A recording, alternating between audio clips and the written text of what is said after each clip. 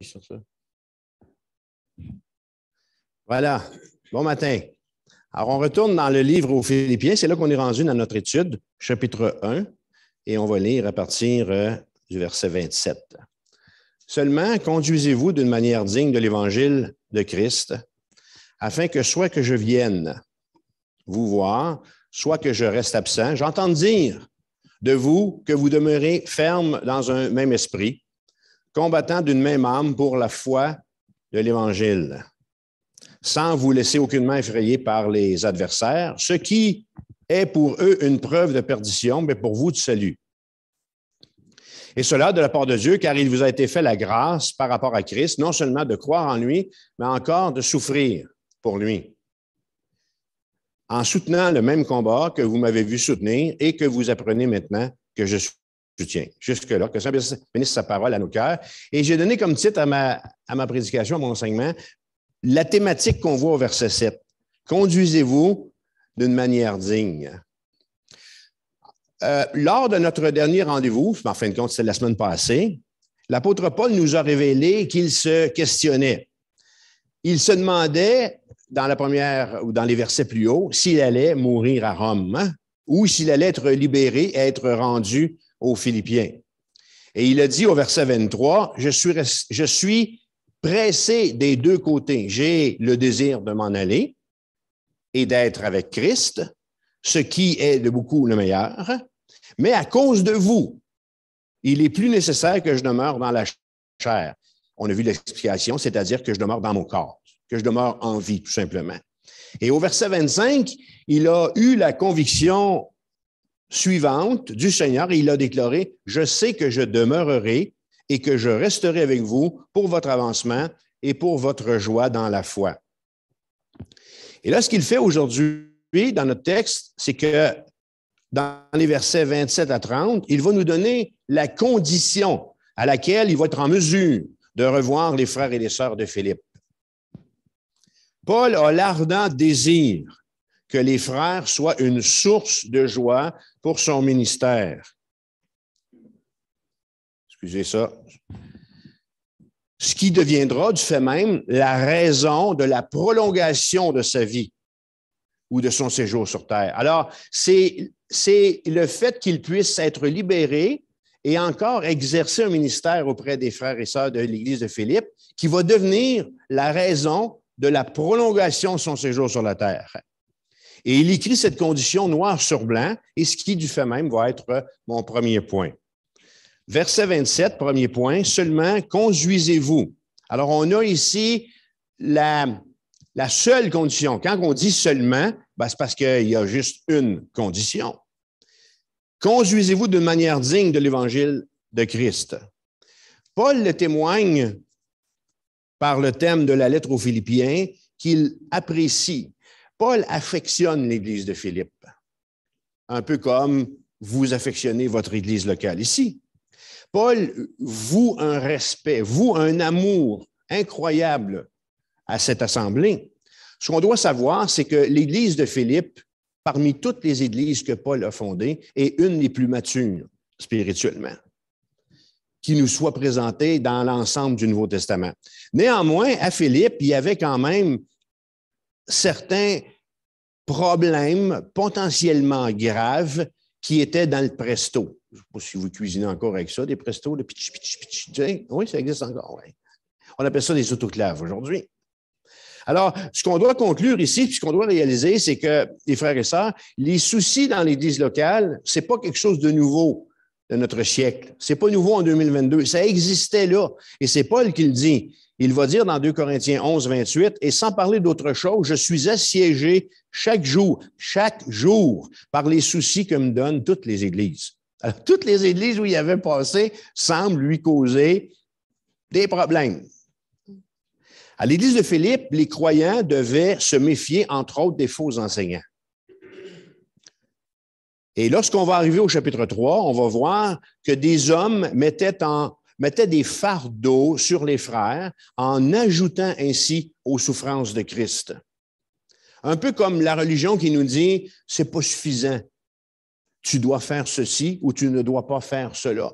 La religion qui rajoute au sacrifice de Jésus Alors, voici ce que Paul va leur dire quand on va arriver dans cette section, on va le voir à plusieurs détails, au chapitre 3, verset 2.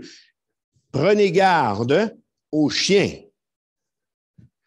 Prenez garde aux mauvais ouvriers. Je suis assez content que ce n'est pas moi qui dis ça. Prenez garde aux faux circoncis. Une triple mise en garde à une Église mature spirituellement. D'un autre côté, cette assemblée devait aussi repousser les faux frères qui sont qualifiés d'ennemis de la croix. C'est pas peu dire. Regardez au chapitre 3, verset 18, car il en est plusieurs qui marchent en ennemis de la croix de Christ. Je vous en ai souvent parlé et j'en parle maintenant encore en pleurant.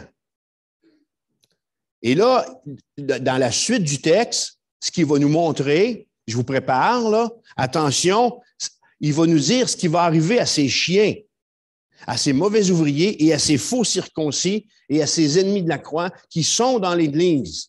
Il va dire, leur fin sera la perdition. Alors, qu'est-ce que Paul tente de dire à cette Église? Qu'est-ce que Paul tente de dire dans cette lettre?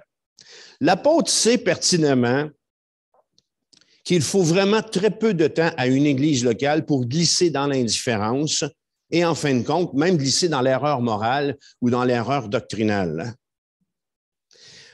Comme pasteur, j'ai développé cette acuité, je ne sais pas si c'est comme ça qu'on met, cette finesse, de côté pointu, là. Je suis toujours bien frileux. Ça, c'est mon côté. C'est mon côté frileux. Je m'en allais te nommer, moi, je ne te nommerai pas. Alors, je suis toujours très frileux devant ceux qui veulent réformer la façon de vivre. Pas parce qu'il y a certains d'entre vous qui veulent réformer, mais dans le sens qu'il y a certains d'entre vous qui avaient toujours froid. Vous me comprenez? C'est ça l'exemple. OK? Alors, je suis toujours très frileux quand des gens arrivent dans mon ministère, arrivent dans les églises que j'ai, ça fait 41 ans que je suis pasteur, et qui veulent comme réformer la façon de faire de l'Église ou la façon de faire. Selon ce que le livre d'Actes des Apôtres nous montre de vivre l'Église. Vous savez que si on veut savoir comment vivre l'Église, on lit le livre d'Actes des Apôtres. Alors, quand je les vois arriver dans nos contextes d'église locales, ces grands réformateurs disant qu'ils l'ont l'affaire, je suis toujours un petit peu frileux. Je ne suis pas très enclin à fraterniser avec ceux qui ont la prétention de me dire qu'eux, ils l'ont l'affaire. Nous autres, on fait ça comme ça, et ainsi de suite. Eux, ils le font et ils vivent l'Église comme il se doit. Oh, que je me garde une petite gêne dans de tels moments avec de tels frères et sœurs. Hein? Moi, je vous dis, avec ce que Paul est en train de nous expliquer, danger, frères et sœurs, danger. La prétention est souvent sœur de l'orgueil et cousine de l'hérésie. Alors, malheureusement, Paul voit tout ça dans l'Église. Puis, on continue de le voir encore aujourd'hui en 2022. Certains d'entre vous, vous allez comprendre de quoi je parle quand je vous expliquais comment certains évangéliques voient maintenant et expliquent l'enfer. Ceux qui suivent le cours de l'Apocalypse, c'est ça, là, réformer des doctrines, réformer des théologies d'Église. Hein? Alors, devant l'imminence de ces dangers, l'apôtre Paul appelle les Philippiens à maintenir leur engagement spirituel et à continuer de se comporter d'une manière conforme à la parole de Dieu. Vivre l'Évangile, vivre pour Christ, vivre la parole n'a rien à voir avec la prétention que notre Église, nous autres, on fait les choses convenablement. C'est pas ce que je lis dans ma Bible, puis je la lis depuis 1976. La Bible dit que l'Église est l'affaire d'un corps, c'est une entité. Tout chrétien doit être attaché à une Église locale et tout chrétien doit être redevable à une Église locale. Paul va dire dans 1 Corinthiens 12, car comme le corps est un et a plusieurs membres, et comme tous les membres du corps, malgré leur nombre, ne forment qu'un seul corps, ainsi en est-il de Christ. Le fondateur de l'Église de Philippe, Paul, donc, invite ses frères et ses sœurs à examiner soigneusement leur propre cœur pour voir s'ils sont intègres. C'est un appel, vous l'aurez compris, qui s'adresse à tout disciple que nous sommes, à nous aujourd'hui. C'est la Bible qui doit toujours être le guide du chrétien. Le livre aux Hébreux, chapitre 4, verset 12, dit « Car la parole de Dieu est vivante et efficace, plus tranchante qu'une épée, quelconque à deux tranchants, est pénétrante jusqu'à partagée âme et esprit, jointure et moelle. Elle juge les sentiments et les pensées du cœur. Le livre de Dieu, tu me donnerais ma Bible qui est là? J'en ai besoin pour ma démonstration. Merci. Le livre de Dieu, c'est lui mon juge. Amen. C'est lui mon juge. Paul dit aux Philippiens, quoi qu'il arrive, je vous implore seulement, conduisez-vous d'une manière digne de l'Évangile. Qu'est-ce qui est important, dit Paul? Qu'est-ce que cette phrase peut bien vouloir dire pour nous en 2022? Savez-vous qu'est-ce que ça veut dire? Bien, ça veut dire la même chose que quand il l'écrit pour l'Église de Philippe en l'an 62 de notre ère. Ça veut dire que votre conduite soit conséquente. Le chrétien que vous êtes le dimanche à l'Église, soyez le même chrétien le lundi après-midi au Walmart. Soyez le même chrétien le vendredi soir quand vous êtes en train de faire vos rapports d'impôts, vos rapports de taxes ou d'ainsi de suite. Que vos comportements, les jours de semaine ne viennent pas détruire vos belles paroles, vos beaux chants puis vos belles intentions du dimanche matin. C'est ça que Paul est en train d'enseigner. Que votre vie soit digne de l'Évangile, que votre vie soit digne de celui que vous dites suivre. En Gaspésie, ils disent, les bottines doivent aller avec les babines. Ce que je vis doit aller avec ce que je dis. Si ce que je dis, si je ne crois pas en ce que je dis, imaginez-vous les gens autour de moi qui vont me regarder, je vais sonner comme une canette, oui, je ne sais pas trop quoi, là. Alors, je crois que Paul insiste ici. Je crois que Paul insiste ici sur cette condition, précisément à cause de la qualité de vie chrétienne des Philippiens et à cause du contexte. Ils sont forts en Christ, ils sont matures, mais à cause du monde, à cause de leur situation comme croyants. Au risque de me répéter, j'ai tellement aimé cette phrase en 2020 de M. Emmanuel Macron quand il a dit « Nous sommes en guerre ». Et vous vous souviendrez qu'il faisait référence à la COVID-19.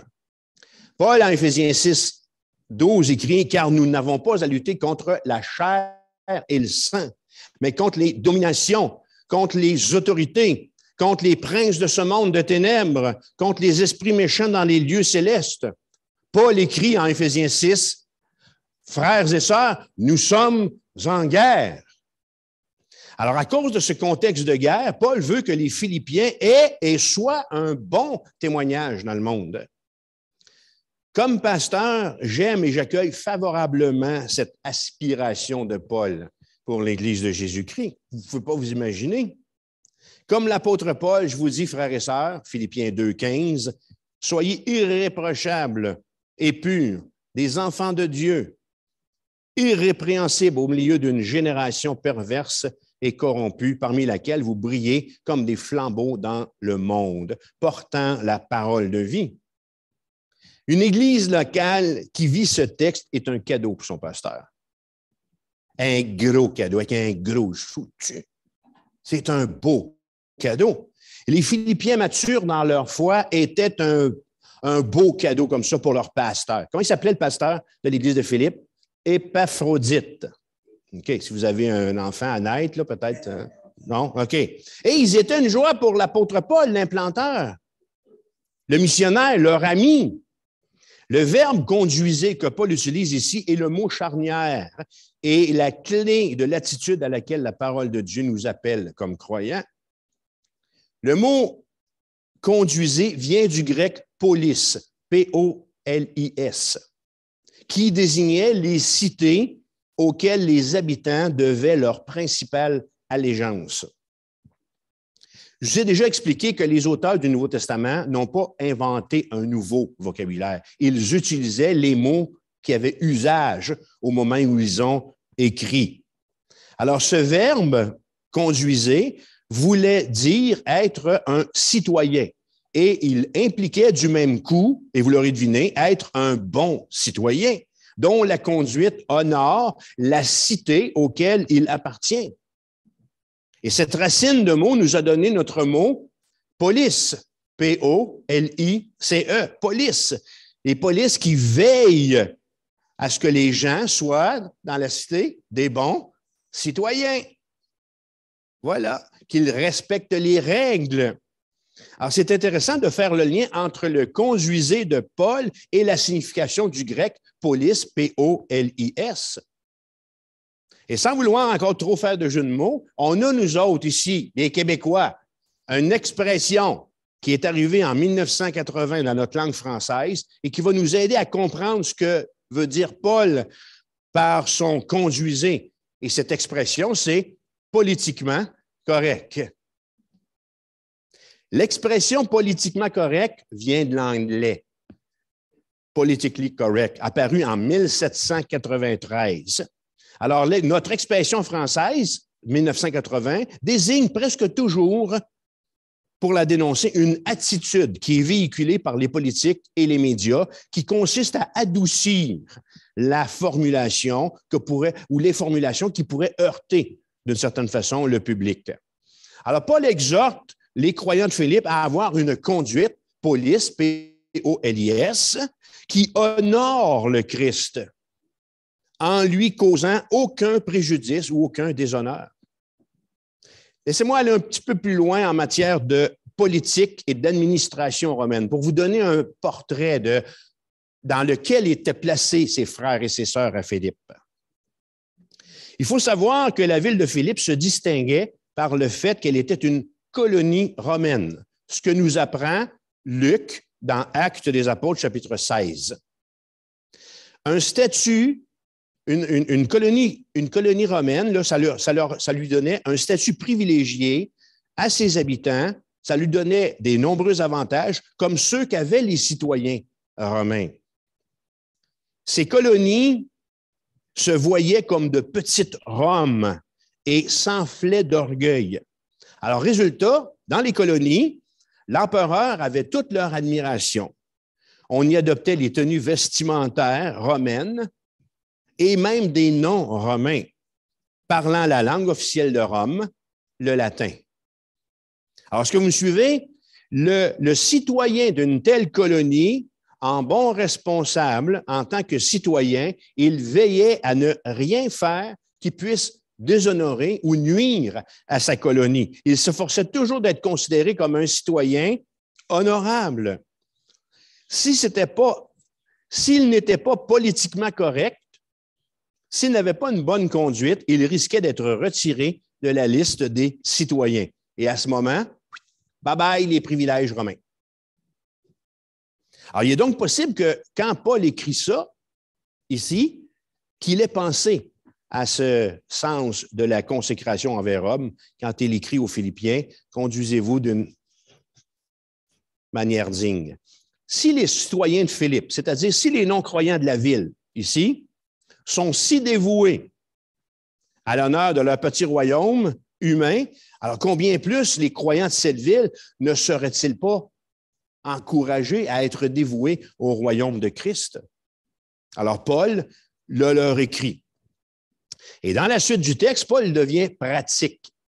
Paul va devenir pratique pour la suite du temps qu'on va passer dans le livre ici, en expliquant aux Philippiens comment ils auront une conduite digne de l'Évangile. Et c'est là que ça devient pratique, c'est là que ça devient intéressant pour l'Église moderne que nous sommes. La réalité pour nous, le peuple de Dieu, c'est que l'Église, bien qu'imparfaite, vous êtes d'accord avec moi? L'Église, bien qu'imparfaite, et encore bien ancrée sur terre, elle est ici-bas la manifestation du royaume céleste. Alors, le monde, en nous regardant, regarde, il ne faut pas se le cacher, des petits Christ, OK? Des disciples de Christ, des chrétiens. Et ça me semble de savoir ça, ça me rend responsable. Ça m'aide à être consacré, de savoir que je suis un petit modèle de Christ plutôt qu'un chrétien. À ce sujet, Paul dira dans 1 Corinthiens 11, 1, « Soyez mes imitateurs comme je suis imitateur de Christ. » Alors, nous sommes disciples de Christ, ce qui fait de nous des petits Christ. Et n'allez pas déformer mes paroles puis de les utiliser à l'extérieur.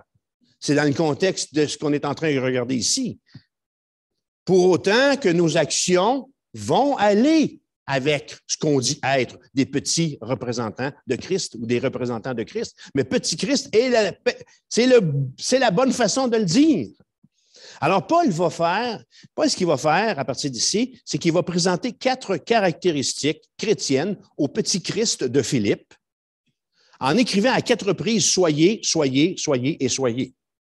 Alors, mon deuxième point, je vous présente ces 4 caractéristiques. La semaine passée, on avait une autre thématique, puis aujourd'hui, je les appelle les 4 S.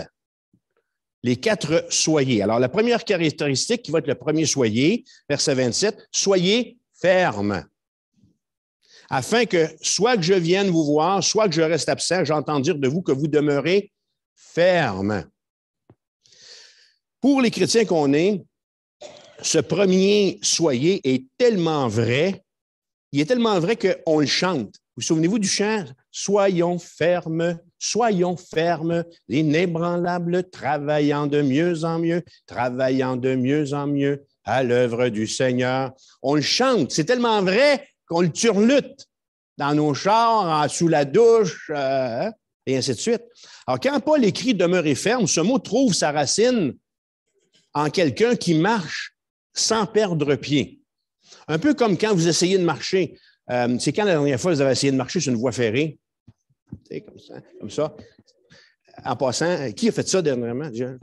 Savez-vous que c'est illégal? Savez-vous que c'est illégal? C'est une amende. Hein? On n'a pas le droit de marcher sur la voie ferrée. Alors, nous autres, on le fait quand on va à la pêche, hein, ou ainsi de suite. OK? Denis, hein, on fait tout ça, mais c'est illégal. Hein? Alors, soyez fermes. Là, vous imaginez là, le funambule là, que vous êtes sur la voie ferrée. OK? Alors, il sera question ici de l'accent qui est mis sur l'effort pour ne pas tomber. Pour ne pas tomber malgré l'opposition, malgré les tribulations que l'Église vit. Alors, devant cette définition, Paul se sert de ce verbe qui désigne un soldat qui défendait sa position à tout prix, même au prix de sacrifier sa vie. C'est là que l'accent est mis sur l'effort. Au sens figuré, il signifie tenir ferme à une croyance, à une conviction sans compromis, peu importe le prix personnel à payer. Tenir ferme dans le domaine de la foi fait partie de cette recommandation formelle de la parole de Dieu. Et on est à la fois ici devant une expression qui est positive et négative. Demeurer ferme en pratique pour moi, pour nous, corps de Christ, ça veut dire positif, tenir bon pour Dieu. Négatif, tenir bon contre Satan. Positif, tenir bon pour la vérité. Négatif, tenir bon contre le mensonge. Positif, tenir bon pour la justice. Négatif, tenir bon contre le péché. Quatrièmement, tenir bon pour la justice. Bon, je l'ai dit celle-là. Il y a un 9 de 3. Alors, en écrivant aux Éphésiens, Paul va utiliser ces verbes apparentés à demeurer ferme de Philippiens 1. Et pour éclairer ses frères et sœurs, dans Éphésiens 6, quand il va parler de cette guerre spirituelle, il va dire « Revêtez-vous de toutes les armes de Dieu afin de pouvoir tenir ferme. » Alors, il y a une suite logique, vraiment, dans la théologie puis dans les écrits de l'apôtre Paul. Hein? Deuxième caractéristique, mon deuxième S, soyez unis, verset 27, afin que soit que je vienne vous voir, soit que je reste absent, j'entends dire de vous que vous demeurez ferme dans un même esprit. Alors, je serais porté de dire ici que ce deuxième soyez nous fait passer dans la ligue majeure. OK? Alors, c'est pas une caractéristique, c'est pas un soyez pour des piouis. C'est pour les ligues majeures. OK? Alors, vous allez comprendre. En plus de demeurer ferme dans la foi, la Bible dit que les croyants sont appelés à être unis. Alors, écoutez attentivement ce que le monsieur écrit dans ses notes. Les chrétiens sont invités à manifester l'unité au sein de l'Église dans un partage mutuel de conviction et de responsabilité. Alors, excusez-la, mais c'est la commande la plus difficile pour l'Église de Jésus-Christ, être unis. Après 2000 ans d'existence, l'Église n'y est pas encore arrivée. C'est un triste constat. Donner à l'offrande, ça va bien. Soit dans le casseau ici ou bien non par virement bancaire, pas de souci. Adopter un programme d'évangélisation, ça peut aller aussi, on va y travailler. Fréquenter la réunion de prière, c'est très bien. Mais être unis, oh là là! Aïe, aïe, aïe, aïe. Ça, c'est une commande du ciel. Vous me croyez? C'est toute une commande, OK? On a juste à retourner en arrière de quelques semaines, quelques mois, puis de penser aux diverses réactions auxquelles on a fait face comme peuple de Dieu. Là. Je ne parle pas de vos beaux-frères, là, puis de vos mononcles, vos matantes, vos voisins qui ne sont pas chrétiens. Là. Je parle comme peuple de Dieu. Juste comment on a réagi face aux mesures sanitaires, face à la pandémie, face aux vaccins. Alors, je crois qu'on était tout près d'avoir lieu à des scènes désolantes. Tout près, tout près. Être unis dans un même esprit, c'est une très grosse commande, les frères et les sœurs. Paul parle de nos attitudes, Paul parle de nos perspectives personnelles quand il nous exhorte à être unis. La réflexion qu'on fait en ce moment à partir de ce texte m'amène à me poser la question suivante, qui est très importante. Qu'est-ce que je serais en mesure de mettre sur l'autel du sacrifice pour ne pas perdre mon frère, pour ne pas le blesser, pour ne pas être pour lui une pierre d'achoppement? Paul va répondre, on l'a vu il y a quelques enseignements au chapitre 1, verset 18. Paul fait face à des adversaires dans l'Église, les chrétiens. OK? Et au lieu de se lever en juge, puis en condamnateur, en avocat, ou ainsi de suite, il va dire « qu'importe ». Ce mot-là, qu'importe, adjectif, adverbe, ce mot-là me touche, moi. Écoute, qu'importe. Qu'importe, ça fait ma semaine, moi. Quand je lis ça, Philippiens 1, 18, je n'ai assez. Qu'importe. Ah, je suis plein pour une semaine. J'ai lu un adverbe. Qu'importe. Mais c'est tout ce qui gravite autour. La compréhension que Paul avait de l'égard de son frère, de sa sœur, de ne pas le blesser. Pensez à David, OK? David, OK, alors qu'ils sont cachés puis qu'ils fuient Saül, ses soldats à côté de lui, ils ont hey, Saül, nous autres, laisse-nous y aller puis on va y faire sa job. Il y en a un qui sort son couteau suisse, puis l'autre, un slingshot, je ne sais pas trop quoi, puis ils sont prêts à aller faire la job à Saül, à le tuer. Et David va leur dire, non, non, non, loin de moi la pensée de toucher à loin, L'-O-I-N-T, celui sur qui l'onction de Dieu est. Paul nous encourage dans ce texte ici à avoir cette attitude envers les frères et les sœurs. L'apôtre a en tête l'expérience de l'harmonie et de l'interdépendance que doit vivre le corps de Christ. Voulez-vous que je vous dise une chose? Cette unité de l'Église de Jésus-Christ, elle est possible. Savez-vous pourquoi elle est possible? Parce que son histoire en témoigne. Si c'est pour moi, prends le message. Je vous invite à tourner dans Acte 2. Alors qu'on lit le livre d'Actes des Apôtres, on voit les frères et les sœurs de la même nature que nous. Okay? Quand on lit Actes des Apôtres, là, on voit des hommes et des frères et des sœurs de la même nature que nous, qui sont eux autres aussi capables là, de se crêper le chignon. Vous savez ce que ça veut dire? Ça? Hein? Vous savez ce que ça veut dire? Avec les mesures sanitaires, avec un vaccin ou avec un credo ecclésial, n'importe. Alors, on les voit vivre pour la première fois l'Église et arriver à cette unité d'esprit. Regardez ça, Acte 2, 44. Tous ceux qui croyaient étaient dans le même lieu et ils avaient tout en commun. Ils vendaient leurs propriétés et leurs biens et ils en partageaient le produit entre tous, selon les besoins de chacun. Ils étaient chaque jour tous ensemble assidus au temple. Ils rompaient le pain dans les maisons et prenaient leur nourriture avec joie et simplicité de cœur, louant Dieu. Et là, voici le résultat après, le résultat de l'unité. Okay? L'unité que l'Église vivait. Luc, ici, nous présente le résultat auprès des personnes de paix à qui il s'adressait et trouvant grâce auprès de tout le peuple. Leur discours, leur agape, non, leur unité. Et le Seigneur ajoutait chaque jour à l'Église ceux qui étaient sauvés. L'unité dans l'Église était une grande passion pour le Seigneur Jésus. Et ça le tenait tellement à cœur qu'il a fait une très longue prière à Dieu au chapitre 17 de Jean, et il a dit ceci, Jean 17, 20, « Ce n'est pas pour eux seulement que je prie, mais encore pour ceux qui croiront en moi par leur parole, afin que tous soient un. Comme toi, Père, tu es en moi, et comme je suis en toi, afin qu'eux aussi soient un en nous, pour que le monde croie que tu m'as envoyé. Je leur ai donné la gloire que tu m'as donnée afin qu'ils soient un comme nous sommes un. » Alors, Paul veut voir dans l'Église de Jésus-Christ l'expression de cette unité spirituelle que Jésus a demandé à son Père pour l'Église. Alors, je le répète, c'est une grosse commande, l'unité dans l'Église locale. C'est une grosse commande, mais c'est une commande possible. Et vous répondez, hein? C'est une commande possible. C'est ce que Jésus veut pour son Église. C'est ce que Paul veut pour les Philippiens. C'est ce que votre pasteur, c'est ce que votre conseil d'administration, c'est ce que vos leaders, vos diacres et vos diaconesses veulent pour votre Église. On va voir quand je vais enseigner au chapitre 2 que Paul donne la clé pour l'unité véritable dans l'Église. Il exhorte les Philippiens à être unis, tout en indiquant le chemin à suivre. Et même si c'est un sujet à venir, des fois, quand on va au restaurant, on peut regarder le menu. Okay? Même si on ne veut pas manger, on est là juste pour un thé. Alors, regardez le menu. Philippiens 2, 2. Rendez ma joie parfaite, ayant un même sentiment, un même amour, une même âme, une même pensée. Ne faites rien par esprit de parti ou par vaine gloire, mais que l'humilité vous fasse regarder les autres comme étant au-dessus de vous-même. Que chacun de vous, au lieu de considérer ses propres intérêts, considère aussi ceux des autres. Alors ça, c'était notre deuxième S ou la deuxième caractéristique de ce qu'est une conduite digne, être unis. Troisième sur 4, notre troisième soyez prêts à combattre.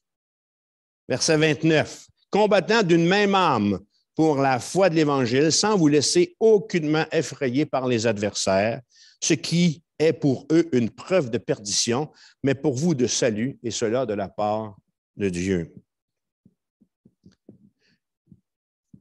Une conduite digne de l'Évangile suppose que les croyants combattent d'une même âme, qu'ils combattent ensemble. Quand le Canadien de Montréal est en backside glass, l'objectif, c'est le but l'autre bord. Okay? C'est pas de compter dans leur but ou c'est pas de fesser sur leur monde, sur leur gars.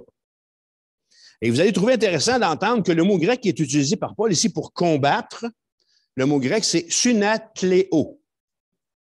Sun, qui veut dire avec, et athleo, A-T-H-L-E-O, signifie participer à un concours et surtout dans un sport. Un terme qui a donné notre mot français, athlète, athlétisme. Les athlètes, ça a donné notre mot athlète surtout dans un jeu d'équipe. Et les athlètes, lorsqu'ils jouent dans un jeu d'équipe, ils combattent ensemble. Et là, je rouvre une page d'actualité pour vous. Du 4 au 13 mars dernier, qu'est-ce qu'il y avait à Pékin? Les Jeux paralympiques. Alors, vous avez compris qu'il était question que la totalité des athlètes avaient un handicap physique, des fois, si ce n'est pas deux. Les Jeux paralympiques sont souvent moins courus. On entend moins parler aux nouvelles. Mais là, à cause de ce qu'on vit en ce moment comme crise en Ukraine, on a entendu parler des athlètes ukrainiens. Les athlètes ukrainiens, le 8 mars, ont donné 2 podiums à 100% ukrainiens à ce pays en biathlon. C'est quelque chose. Ça veut dire ça que le 1, 2, 3, c'est des Ukrainiens, et 2 fois 1, 2, 3. La même journée. Lorsqu'ils ont fait ça, ces athlètes ukrainiens ont ainsi donné la 2e place à leur pays au classement des médailles. Et je crois que dans les temps difficiles qu'ils vivent pour leur pays, c'est-à-dire la guerre, ces athlètes ont envoyé au monde le message suivant, nous combattons ensemble. C'est tout sur Internet, ce que je viens de vous dire là. Alors, l'idée de l'apôtre Paul est de combattre ensemble et non de combattre l'un contre l'autre, qui est souvent la triste réalité de l'Église de Dieu. Combattre d'une même âme dans l'Église, c'est travailler comme une équipe à l'avancement de la vérité. Si mon implication n'est pas pour l'avancement de l'Évangile, je fais forcément faux bond à mon équipe, puis je travaille contre elle. Alors, au risque de me répéter, le but visé en combattant ensemble, c'est de permettre la proclamation de l'Évangile. Permettez-moi de prendre ici 2 textes où la volonté est clairement exposée par l'évangéliste Luc dans Actes des Apôtres, qui nous montre quelle doit être justement cette volonté qu'on a de combattre ensemble en proclamant l'Évangile. Acte 2, 38, on est à la Pentecôte et Pierre leur dit à ceux qui sont là, puis écoutent son message, « Repentez-vous et que chacun de vous soit baptisé au nom de Jésus-Christ pour le pardon de vos péchés et vous recevrez le Saint-Esprit. » Un peu plus tard, Luc rapporte au chapitre 4, verset 10, « Que tout le peuple d'Israël le sache. C'est par le nom de Jésus-Christ de Nazareth que vous avez crucifié et que Dieu a ressuscité des morts. Jésus est la pierre rejetée par vous qui bâtissez et qui est devenue la principale de l'angle. Il n'y a de salut en aucun autre nom, car il n'y a sous le ciel aucun autre nom qui a été donné parmi les hommes par lequel nous devions être sauvés. La proclamation de l'Évangile, et il en a toujours été ainsi, consiste à présenter l'offense, le péché, la repentance, la sainteté, l'humiliation dans notre prédication ou dans sa prédication. L'homme déchu doit entendre ce message de salut et d'espoir. Jésus est la solution. Jean 14, 6, Jésus l'a dit, « Je suis la solution. Je suis le chemin, la vérité et la vie. » Alors, il est là notre combat, les frères et les sœurs de l'Église de la Rivière. Proclamer aux personnes de paix de notre entourage que Jésus sauve. Les plus vieux d'entre nous, là, quand on a enlevé la plaque en avant de nos chars, là, il est apparu des plaques en plastique. Là. André Lepage, peut-être, Émilien, Jésus sauve. Peut-être Émilien avait « J'aime ma femme ». Jésus sauve. On proclamait au travers de ces plaques de plastique qu'on mettait en avant de nos autos un message d'Évangile. L'Église de Jésus-Christ est appelée dans notre texte à combattre ensemble. Et non pas comme certains semblent avoir compris, combattre l'un contre l'autre. Nous sommes en guerre et il y a des victimes à arracher, des mains de l'ennemi, des mains de Satan. Alors, je crois que c'est ce que devait avoir en tête le pasteur français Rubin Saillant quand il a écrit le chant « La lutte suprême ». Hein? La lutte suprême nous appelle tous au combat. Nous sommes en guerre. Alors que les croyants de Philippe combattent ensemble pour la proclamation de l'Évangile, alors qu'ils sont au front, Paul leur dit de ne pas avoir peur des adversaires, verset 28. Au fait, qu'est-ce qu'ils risquaient de leurs adversaires? Qu'est-ce qu'ils risquaient? Bien, ils ont suffisamment de raisons d'avoir peur, je dirais.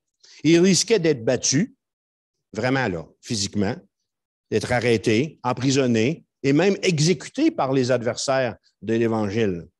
D'autres faisaient face à des menaces moins sévères, peut-être ridiculisés par des membres de leur famille, par leurs amis ou par leurs voisins.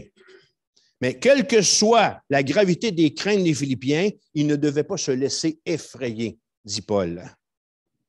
Et soudainement, Paul fait un bond en avant, verset 28. Il dit, « Sans vous laisser aucunement effrayer par les adversaires, ce qui est pour eux une preuve de perdition. » Paul affirme que le jugement des adversaires qui persécutent les croyants sera la perdition, la condamnation, l'enfer. Alors, le revers de la médaille pour les croyants ainsi persécutés atteste que cette hostilité sera leur salut. On ne doit jamais perdre de vue, quand on lit les lettres du Nouveau Testament où l'Église est persécutée, que la persécution au nom de Jésus pour un croyant prouvait à qui il appartenait. Prouvait à qui il appartenait parce qu'il était prêt à aller jusqu'à la mort pour sa foi, pour le Christ. Et en conclusion, on a notre quatrième et dernier S, la quatrième caractéristique. Soyez prêts à souffrir. Oui, c'est ça qui est écrit. Soyez prêts à souffrir. Gabriel, s'il y a des gens qui veulent sortir, tu peux les laisser sortir. Non? Personne ne veut sortir? Il me semble, après une annonce comme ça, c'est paniquant. Verset 29, « Car il vous a été fait la grâce. » Il est assez spécial, Paul. Écoute ça. Car il vous a été fait la grâce par rapport à Christ, non seulement de croire en lui, mais encore de souffrir pour lui. En soutenant le même combat que vous m'avez vu soutenir et que vous apprenez maintenant que je soutiens. Alors, frères et sœurs, il y a un bonus. Il y a un bonus dans cette quatrième caractéristique d'une bonne conduite digne de l'Évangile. Avoir la foi, dit la Bible, c'est un bonus, mais avec ça, le ciel nous garantit aussi la souffrance. C'est pas pire, Edith? Le ciel nous garantit la souffrance. Cette souffrance donne lieu à la récompense et à la gloire. Paul va dire dans Romains 8, 17, « Or, si nous sommes enfants, nous sommes aussi héritiers, héritiers de Dieu et co-héritiers de Christ, si toutefois nous souffrons avec lui, afin d'être glorifiés avec lui. Il est probable que des frères vont tomber aux mains de l'ennemi en Ukraine, que des frères chrétiens sont déjà tombés. C'est probable, OK? On en a parlé mercredi. Je vous invite à regarder la vidéo que j'ai mis en ligne, l'interview que Louis Bourque a fait avec Luc Tétrault, qui est le responsable de notre association canadienne des missions. Et on voit Pierre Jutras donner un compte-rendu de ce qu'ils font et de ce qu'ils apportent comme aide. Pierre est basé dans une église où ils entendent les bombes au bord de la frontière. Il est à 25 km de l'Ukraine. Hein? Et ce qu'il partageait, c'est que les Ukrainiens, pas les Ukrainiens, mais les chrétiens polonais sont presque convaincus que ça va traverser sur leur côté, cette persécution-là, d'être prêts à souffrir. C'est bel et bien écrit là. Alors, la première grâce faite aux croyants, c'est la foi qui sauve. Mais Dieu prouve son amour envers nous en ce que lorsque nous étions pécheurs, Christ est mort pour nous. Car c'est par la grâce que vous êtes sauvés. Alors, tout ce qui fait partie de notre salut, y compris la foi qu'on a eue pour faire confiance à Jésus, est un don de Dieu. Et rattaché à ça, un petit peu moins attirant, par contre, la Bible dit que le chrétien va souffrir. 2 Timothée 3,12, « Or, tous ceux qui veulent vivre pieusement en Jésus-Christ seront persécutés. » C'est une promesse, c'est une garantie, d'accord? C'est le prix à payer pour le disciple. Alors, c'est l'idée de ce qu'on est en train de regarder dans ce texte-là. Alors, on se laisse là-dessus. Souffrir pour Christ n'est pas facultatif, mais c'est une réalité. C'est une grâce, écrit Paul aux Philippiens. Sommes-nous capables de nous armer de cette conviction que souffrir pour le Seigneur et par rapport à Christ n'est pas un fardeau, mais plutôt un honneur que le Seigneur accorde dans sa grâce aux saints qui lui sont fidèles? Nous ne sommes pas en guerre contre une nation belliqueuse. On n'est pas en guerre contre un dictateur d'un pays voisin. Amen. On n'est pas dans cette situation-là. On n'est pas persécuté pour notre foi, du moins pas pour l'instant. Amen. Pas pour l'instant. On ne sait pas pour l'instant. En fait, nos soucis, et pour une foule de raisons qui sont encore une grâce de Dieu, ne sont pas si pires à affronter. Alors que l'exhortation de Paul dans le texte qu'on vient d'étudier nous aide à saisir notre mandat en tant qu'Église de Jésus-Christ. Se conduire d'une manière digne se démontre par ces 4 S, par ces 4 caractéristiques. Soyez ferme, premier S. Soyez unis, deuxième S. Soyez des combattants qui combattent ensemble, troisième S. Et soyez prêts à souffrir pour le Seigneur, quatrième S. Seigneur Dieu, on veut venir devant toi au terme de cette réflexion. On clôt le chapitre 1 de Philippiens avec tout un message, Seigneur, à regarder à toi. Si je regarde à mon frère, si je regarde à ma soeur, à mon mari, à ma femme, à mes enfants, si je regarde au monde, à mon Église, je vais être déçu.